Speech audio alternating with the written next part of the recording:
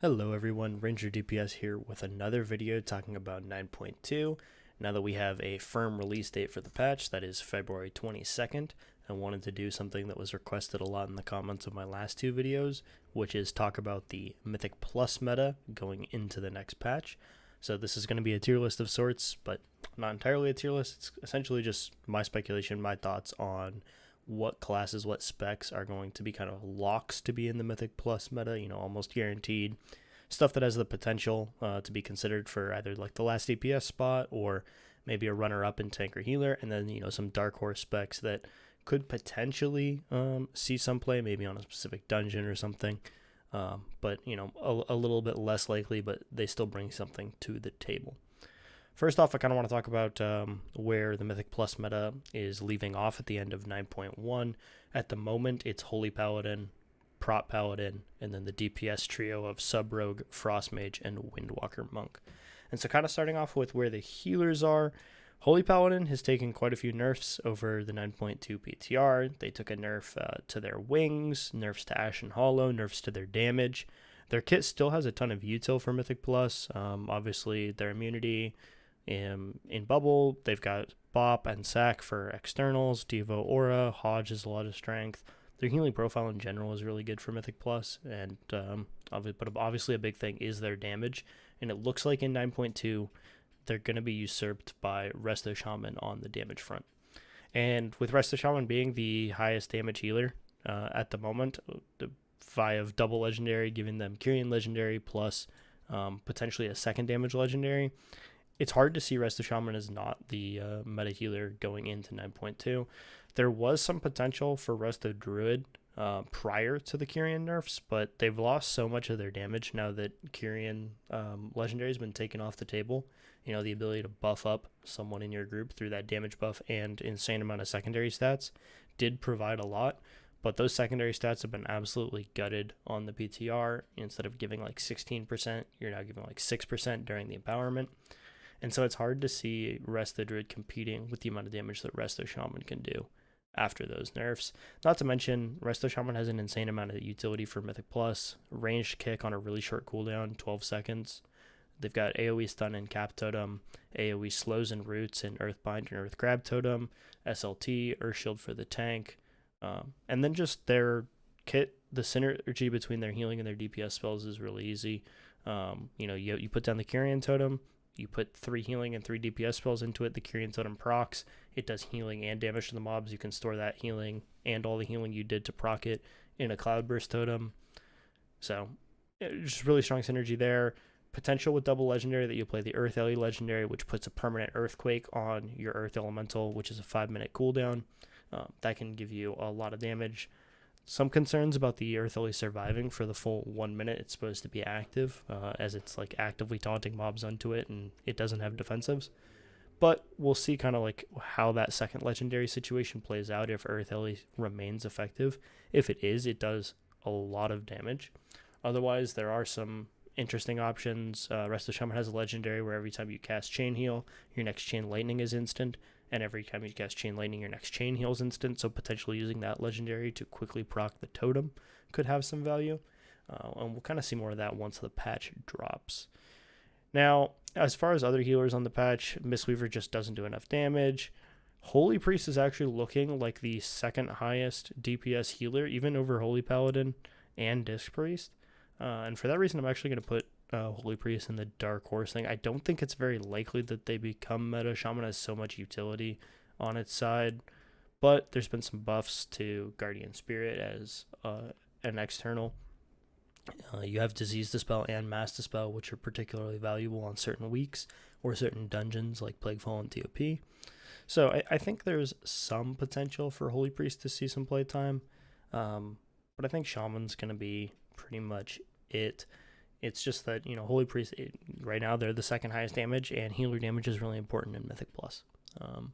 So I'm going to go ahead and put them in Dark Horse. I think it probably would have been Resto Druid in either Dark Horse or Potential prior to the Kyrian nerfs, but I just don't see it happening after those changes. On the tank front, at the moment, Prot Paladin and Bear have kind of been the two go-to tanks in Mythic Plus. And coming into 9.2, Prop Paladin still has an insane amount of strength. In 9.2 with double legendary and tier sets, their tankiness is only going up. As Kyrian, they bring so much utility with Divine Toll, being able to CC mobs. They're constantly throwing out kicks with their shield procs. They have so much damage, and with losing Holy Paladin, they do bring externals by Pop and Sack that they can lend to other people. They have their immunity. The Bubble Taunt is so great on Fort Weeks. Just so much util, as well as having like crazy damage, survivability, off healing potential in the tank spot. Prop Paladin brings so much, it's hard to see anything else taking this meta spot from them. But there are some contenders for, potential candidates as kind of a runner-up, or some dark horse potential in the tanks. Across the board, tanks are really even, and it just occurred to me that I don't even have Blood DK on here. But I'll be honest, Blood DK, after the nerf that they took to their ability to do AoE damage, it's hard to see them on here. But I did forget their icon, so I'm sorry. As far as potential, Brewmasters tier set is looking insanely strong. It has taken some nerfs. It was kind of like 50-50 between these two tanks because Brewmasters having insane damage and insane healing. But I think it kind of drops down to potential, and I'm going to go ahead and throw Guardian Druid in the Dark Horse category, and I'll talk a little bit about why. I do want to make a note about Vengeance Demon Hunter real quick, though. I think they'll be really prevalent in like an MDI setting where you're going for speed, but I think in terms of like general key pushing, which is mostly what I'm talking about in this tier list, I think it's going to be Prop Paladin, and then maybe some Brewmaster or Bear. Obviously, Bear has crazy good survivability, and on PTR they've had a lot of damage, especially in AoE, but that was recently tuned down some, the amount of damage they were getting from their tier set. And same thing with Brewmaster, and without either of them outright beating Prop Paladin in like crazy amounts of tankiness or crazy amounts of damage, Prop Paladin util seems like it's just going to win out. Now on the DPS side of things, I guess I can go over Windwalker a little bit to start off. But obviously right now we've had Windwalker, Sub-Rogue, and Frost Mage. Windwalker, gigantic nerfs to their AoE with the removal of crits from Bone Dust Brew, the Necrolord Covenant ability. So going forward, I think for Mythic Plus they'd absolutely be Kyrian. Obviously they still have mass AoE potential, but they're not going to be number one in that department anymore. There's going to be contenders for big mass AoE damage in both Destro Warlock, as well as, I think Fury Warrior has some potential. Ellie Shaman has some potential. And the big question is, how much is Survival Hunter going to do? Their tier set does insane amounts of AoE damage, but there's a lot of bugs going on with it right now, and it's hard to say, where is that going to end when final tuning is complete. So I think Windwalker, and actually all of these mass AoE specs have some potential to be in that like kind of, potential candidate for the AoE DPS spot. I don't think any of these are like a lock-in for it. Windwalker, Kyrian Windwalker, it's basically like a slightly worse version of Necro Windwalker, but it had a big lead over pretty much every other class in 9.1. So, their tier set is extremely bugged right now. It's hard to say how much damage is really going to be in it when it's finally fixed, and you have to imagine it's going to be fixed before the patch goes live. Survival Hunter, at the moment, they look like the number one mass AoE DPS, and they still have very competitive single target, which is where Destro Warlock struggles. Is they have very weak single target, but crazy mass AoE damage. You have permanent Infernal up in AoE, so there's so much damage in AoE on trash available for Destro Warlock, but they struggle on single target. Survival Hunter looks to have the ability to kind of match that AoE while having better single target. And then, Windwalker, probably better single target even than Destro Warlock.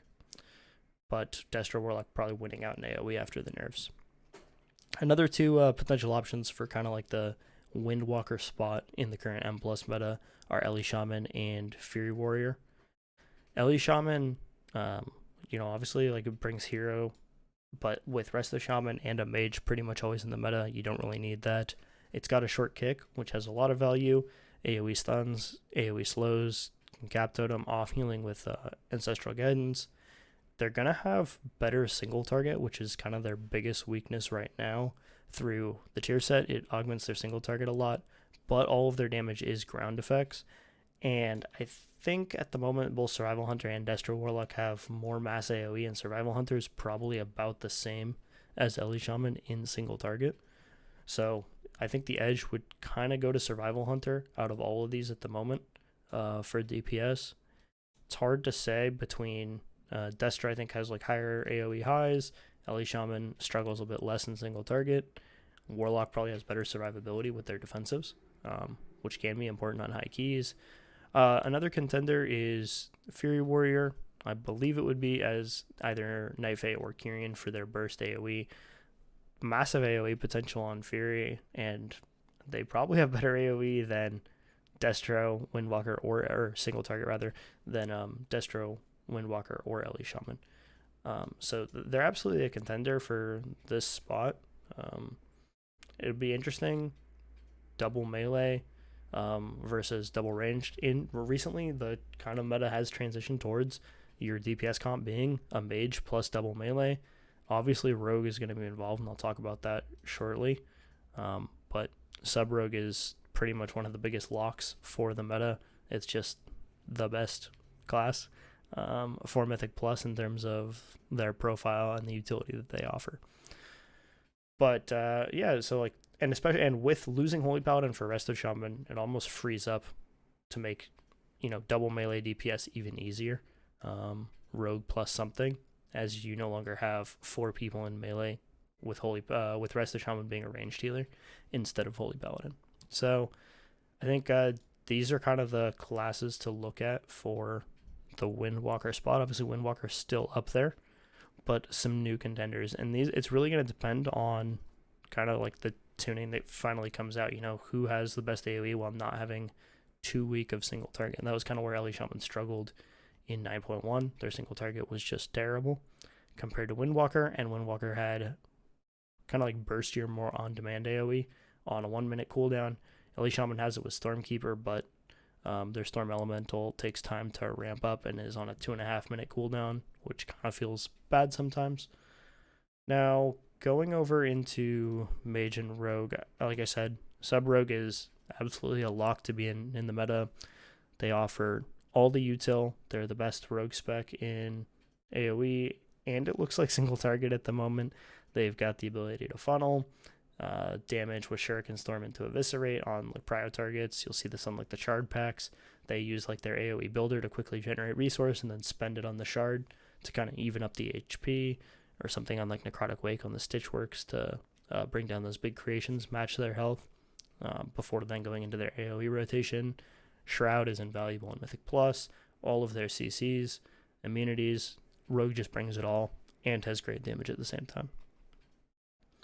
So Sub Rogue, absolutely a lock. They're going to be there. They're going to see them. If you're wondering like what DPS class to play to 100% be in Mythic Plus, it's Sub Rogue.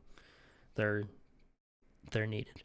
On the Mage side of things, it was Frost Mage in the meta, and then there had been some changes as of late to Frost Mage. They took some massive nerfs here. Frozen Orb damage reduced by 8%, Blizzard damage reduced by 5%, and the CDR on Frozen Orb is reduced. So kind of the thing that makes Frost Mage really insane in Mythic Plus is that they permanently have cooldowns in AoE because they have cooldown reduction on their Frozen Orb and on their Icy Veins via this Icy Propulsion Conduit. And this nerf was going to pretty much destroy Frost Mage in Mythic Plus by completely removing their Veins CDR by adding an internal cooldown to their conduit. But they did end up reverting the internal cooldown to Icy Propulsion and further nerfing Frozen Orb and Blizzard damage.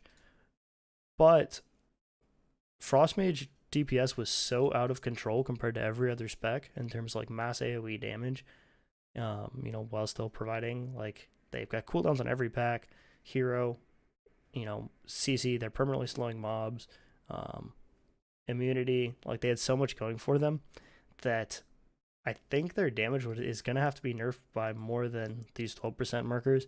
In AoE, as you add targets, these scale up. So like on 10 plus targets, this ends up being like a 30% nerf.